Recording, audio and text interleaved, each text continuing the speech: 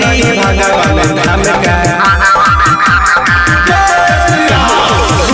अयोध्या में नाम श्री राम का सजिए नगरी भगवान धाम का चारों तरफ है उनका ही जलवा चारों तरफ है उनका ही जलवा भीड़ लगी है संतों की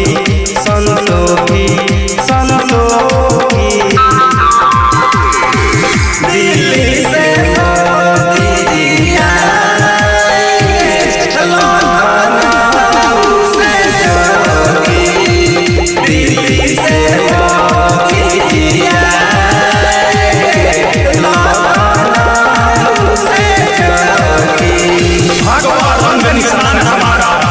भगवे में श्री राम है, भगवा रंग निशान हमारा भगवे में श्री राम है। राम की श्रद्धा दिल में लिए है, जिंदा भरत हनुमान है।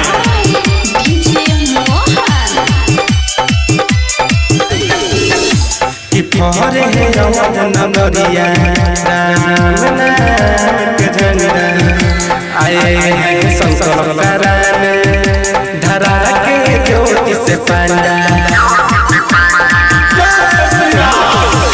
कि फहरे है नगरिया राम नाम के झंडा आए हैं संकल्प कराने धरा के ज्योति से पांडा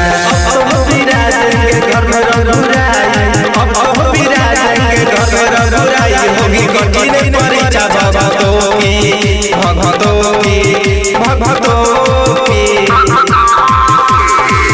दिल्ली से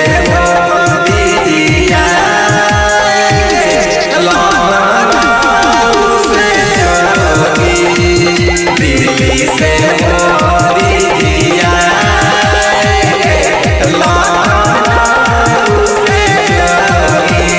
हिंदुस्तान के हिंदू हैं हम, कुछ भी कर गुजरते हैं। हिंदुस्तान में हिंदू हैं हम, कुछ भी कर गुजरते हैं। राम की खातिर जीते हैं और राम की खातिर मरते हैं।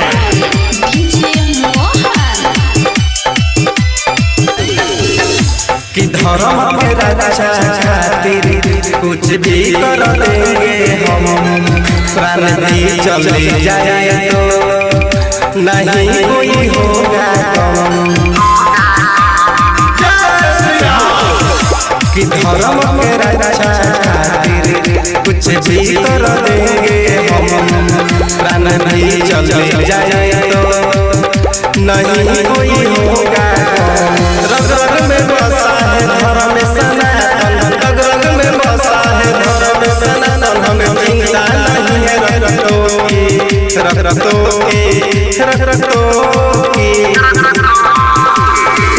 दिल्ली से मोदी जी आएंगे, लखनऊ से जोगी।